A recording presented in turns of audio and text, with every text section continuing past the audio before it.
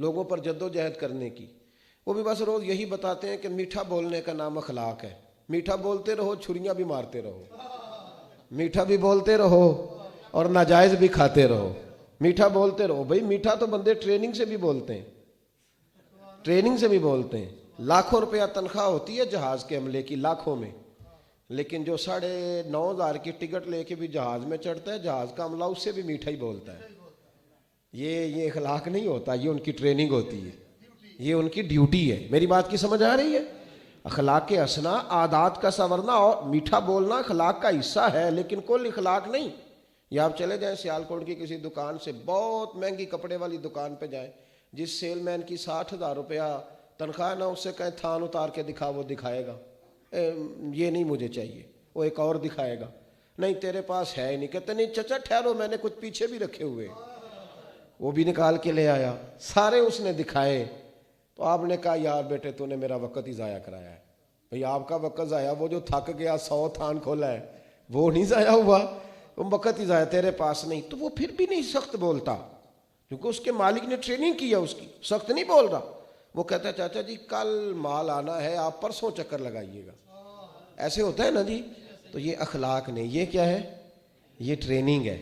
یہ میٹھا بول کے لوگوں کو قابو کر رہے ہیں۔ اخلاق اور ہے۔ اخلاق کیا ہے؟ اخلاق یہ ہے کہ تیرا ان پڑھ آدمی کے ساتھ رویہ کس طرح کا ہے۔ اخلاق یہ ہے کہ تو بوڑھے ماں باپ کے ساتھ بولتا کس طرح ہے۔ اخلاق یہ ہے کہ امیر آدمی ہو کے غریب کے ساتھ تیری طبیعت کس طرح کی ہے۔ اخلاق یہ ہے کہ تو سچ کتنا بولتا ہے۔ اخلاق یہ ہے کہ تو لالچ سے بچ گیا ہے اور تھوڑے پہ بھی تو نے صبر کرنا شروع کر دیا ہے۔ اخلاق یہ ہے کہ تو فٹافٹ تنگ نہیں پڑتا۔ مولا علی شیر خدا کرم اللہ تعالی وجہ الکریم سے کسی شخص نے کہا تھا حضور عقل مند کون ہوتا ہے؟ عقل مند، ہمارے زمانے میں آپ کسی کو بیوقوف نہیں کہہ سکتے، جو مرضی بھی ہو جائے، اور اگر آپ ناراض نہ ہو تو میرا تو خیال ہے تھوڑی سی زیادہ عقل مل گئی ہے بعض لوگوں کو۔ وہ جب باتیں کر رہے ہوتے ہیں تو مجھے یوں لگتا ہے کہ امریکہ کی حکومت بھی انہی سے پوچھ کے بنتی ہے۔ اتنا زبردست تبصرہ، اتنا جاندار تجزیہ، یعنی ہر آدمی کے کچھ باخبر ذرائع ہیں، وہ کہتا ہے میری رپورٹ یہ ہے، میری خبر یہ ہے، میری اندر کی کہانی میں بتاتا ہوں۔ بھائی بس کر دے، پہلے ہی بڑے چینل ہو گئے ہیں، اب تو ہر بندہ چینل کھول کے کھڑا ہو جائے گا تو کس خبر پر؟ اتنا رش ہو گیا ہے، لیکن آنسو پہلے سے زیادہ ہو گئے، درد پہلے سے زیادہ ہو گیا، فاصلہ بڑھ گیا۔ ہمارا وہ جو اصل اخلاق اور کردار ہونا چاہیے۔ مولا علی رضی اللہ تعالیٰ عنہ سے کسی نے کہا تھا حضور عقل مند کا آدمی کون ہوتا ہے؟ میری باتوں کی سمجھ آ رہی ہے؟ یہ نوجوان ذرا غور کریں، عقل مند آدمی کون ہوتا ہے؟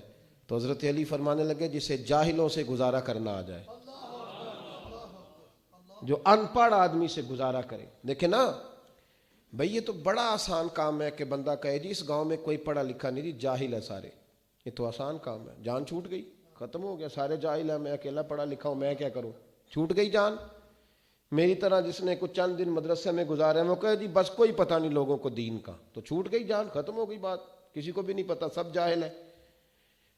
یہ جو لوگ اکثر ٹریول کرتے ہیں نا، جہازوں پہ آتے جاتے ہیں، ان کی کچھ عادت، اور کوئی آدمی بھی جو کام کرتا رہتا ہے وہ اس کے اندر یوز ٹو ہو جاتا ہے، اور جو نیا جاتا ہے اس کے لیے ذرا تھوڑی سی مشکل ہوتی ہے۔ میں نے دیکھا ہے بالخصوص حج عمرے کی فلائٹس میں، میں نے دیکھا ہے بوڑھے دیہاتی لوگ، وہ سمجھتے ہیں ایک بس میں بیٹھے ہیں، جو سامنے سیٹ آئی اسی پہ بیٹھ گئے۔ اب ایک پڑھا لکھا نوجوانوں سے پتہ ہے یہ چاچا میرے محلے کا ہے، اس کو پتہ ہے یہ میرے علاقے کا ہے، اور اس کو نہیں پتہ کہ میرا سیٹ نمبر کیا ہے، اس کو نہیں پتہ بیلٹ کیسے باندھنا ہے، اس کو نہیں پتہ اس میں کیسے سواری کر۔ اب وہ دور رہ کے مذاق کر رہا ہے، کہتا دیکھو جی ہمارا گاؤں سارا ان پڑھوں کا ہے، جاہل ہے۔ میرا دل کرتا ہے اسے کہوں نہیں بھائی تو جاہل ہے، تو جاہل ہے، تو ان پڑھ ہے۔ اور یار اگر تو پڑھا لکھا ہوتا نا تو جب یہ بابا جی جہاز کے دروازے پہ آئے تھے تو آگے اٹھ کے ان کا ہاتھ پکڑتا، اگر تو تعلیم یافتہ ہوتا تو ان کا بازو تھام کے لاتا اور لا کر کے تو انہیں سیٹ نمبر دے کے ان کی سیٹ پر بٹھاتا، اور پھر تو انہیں پانی کا گلاس دیتا، پھر تو اپنے ہاتھوں سے ان کا بیلٹ باندھتا، اور پھر تو ان کو کہتا چاچا جی وہ اس سیٹ پہ میں بیٹھا ہوں ضرورت پڑی تو آواز دے لینا، میں پھر حاضر ہو جاؤں گا۔ یہ تو تھا تیرا پڑھا لکھا ہونا، یہ تو تھا تیرا تعلیم یافتہ ہونا، لیکن جاہل کہہ کے، ان پڑھ کہہ کے، یہ تو جان چھڑانے والی بات ہے۔ یہ تو بالکل، دیکھیے قاضی اجاز رحمۃ اللہ علیہ نے شفا شریف میں حدیث لکھی ہے۔ حضرت انس بن مالک رضی اللہ تعالیٰ عنہ حدیث کے راوی ہیں، فرماتے ہیں رات کا وقت تھا، ایک بدو، ایک دیہاتی ان پڑھ حضور کی بارگاہ میں آ گیا، اگرچہ وہ کلمہ بھی پڑھتا تھا، نبی کریم کی بارگاہ میں آیا، کہنے لگا یا رسول اللہ صلی اللہ علیہ وسلم، حضور میں غریب ہوں، بھوکا ہوں، مجبور ہوں، کچھ دیجئے۔ نبی کریم نے دیا، اور حضور جس کو ایک قطرہ دیتے تھے نا، اس کی کئی نسلوں کی بھوک ختم ہو جایا کرتی، کئی نسلوں کی بھوک چلی جاتی، کئی نسلوں۔ یہ جب سے لوگوں نے جیبوں پہ نظر ڈالنی شروع کی ہے نا، بھوک بڑھ گئی ہے۔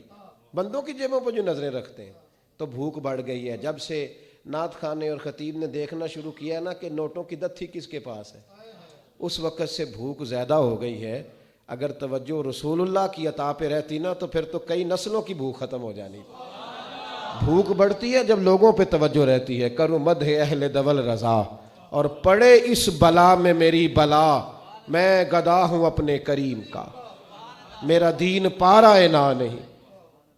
اس نے کہا یا رسول اللہ کچھ دیجئے، تو نبی کریم صلی اللہ علیہ وسلم نے کچھ دیا۔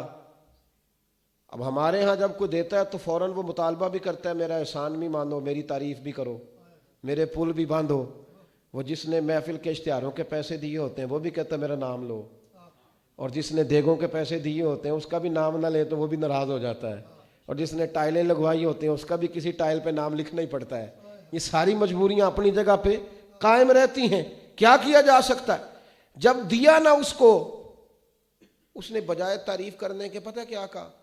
کہنے لگا یا رسول اللہ میں نے تو بڑی تعریف سنی تھی، آپ نے تو معاذ اللہ کچھ بھی نہیں دیا، یہ کیا دے رہے؟ نقل کفر کفر نہ باشد، یہ آپ نے کیا دیا؟ جب اس نے یہ لفظ ادا کیے تو حضرت عمر فاروق نے تلوار نکال لی، فرمایا میں گردن کاٹوں گا اس گستاخ کی، مار ڈالوں گا۔ اللہ کے محبوب مسکرائے، فرمایا عمر ٹھہر جا، ذرا جلدی نہ کر، ذرا ٹھہر۔ اور جب حضور مسکراتے تھے نا تو اعلیٰ حضرت فرماتے ہیں حضور کے دانت نہیں تھے، بلکہ یہ نا گچھے تھے نور کے، یہ دانت نہیں تھے، یہ گچھے تھے نور کے۔ اعلیٰ حضرت فرماتے ہیں جس کے گچھے سے لچھے جڑے نور کے، شاید ہی کو بندہ اتنی دور جائے جتنی دور بریلی کے امام چلے جاتے تھے، شاید ہے کو جائے تو۔ کہنے لگے جس کے گچھے سے لچھے جڑے نور کے، ان ستاروں کی نزہت پہ لاکھوں سلام، اور جس کی تسکین سے روتے ہوئے ہنس پڑیں اس تبسم کی عادت پہ لاکھوں سلام۔ حضور مسکرائے، عمر جلدی نہ کر۔ حضرت عمر خاموش ہو گئے، محبوب نے اس کا ہاتھ تھاما اور اپنے گھر لے گئے، حجرہ نور میں لے گئے۔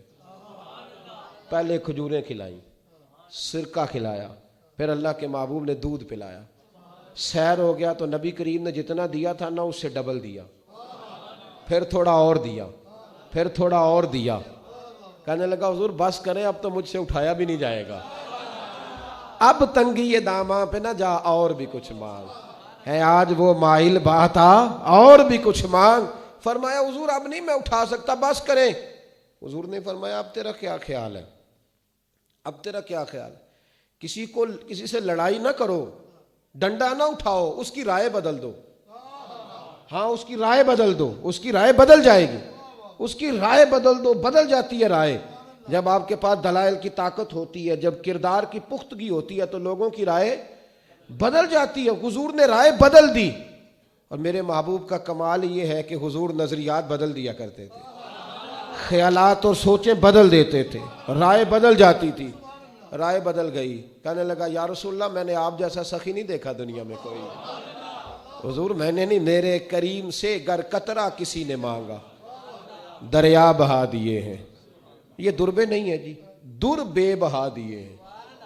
در علیحدہ ہے، بے بہا علیحدہ ہے، شعر کی سمجھ ہی تب آئے گی۔ در میرے کریم سے گر قطرہ کسی نے مانگا دریا بہا دیے ہیں، در بے بہا دیے ہیں۔ نبی کریم صلی اللہ تعالی علیہ وآلہ وسلم نے دیا۔ کہنے لگا حضور میں نے نہیں اتنا سخی بندہ دیکھا۔ یہ قاضی ایاز علیہ رحمہ کی شفا میں موجود ہے، یہ صاحب سیرت حلبیہ نے بالتفصیل لکھی ہے روایت۔ حضور فرمانے لگے تو راضی ہو گیا؟ بدو تھا، ان پڑھ، راضی ہو گیا؟ کہنے لگا جی بڑا۔ فرمایا یہ جو بات تو نے ابھی ابھی کہی ہے کہ میں نے آپ جیسا سخی کوئی نہیں دیکھا، یہ میرے صحابہ کے سامنے بھی کہہ دو گے؟ میرے صحابہ کے سامنے یہ کہہ دو گے؟ ذرا بڑا حاضر ہے کہ میری بات سننا، کہہ دو گے؟ حضور کہہ دوں گا۔ تو حضور فرمانے لگے پتہ کیوں کہلوا رہا ہوں؟ جب تو نے کہا تھا نا حضور نہیں دیتے تو ان کے دل ٹوٹ گئے تھے۔ جب تو کہے گا نا کہ محبوب بڑا ہی دیتے ہیں تو وہ راضی ہو جائیں گے۔ جب تو کہے گا نا کہ حضور بڑا دیتے ہیں، سخی ہیں، تو وہ راضی ہو جائیں گے۔ اس کا مطلب ہے اس زمانے میں بھی جب کو کہتا تھا نا نہیں دیتے تو دل ٹوٹتے تھے، اور جب کہتا تھا نا بڑا دیتے ہیں تو دلوں میں روشنی پیدا ہو جایا کرتی۔ یہ تو وہاں سے بات چلی آ رہی۔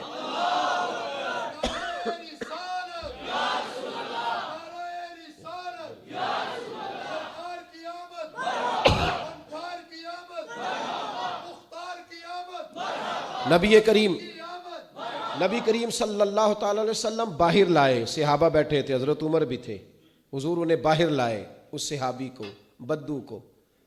حضور نے فرمایا اب وہ لفظ کہہ جو تو نے میرے ساتھ کہے تھے۔ اس نے یہ نہیں کہا حضور بڑا دیتے ہیں، بلکہ قاضی صاحب رحمۃ اللہ لکھا ہے صحابہ کے مجمع پہ نظر ڈالی تو اس کا چہرہ کھلا ہوا ہے۔ کہنے لگا او میرے محبوب کے غلاموں، میں نے آندھی اتنی تیز چلتی نہیں دیکھی جتنی نبی پاک کی سخاوت تیز چلتی دیکھی ہے۔ اتنی تیز ہے، کون دیتا ہے دینے کو منہ چاہے، دینے والا ہے سچا ہمارا نہیں، کون دیتا؟ نبی کریم اتنی سخاوت چلتی۔ اب صحابہ خوش ہو گئے تو میرے محبوب نے ایک جملہ کہا۔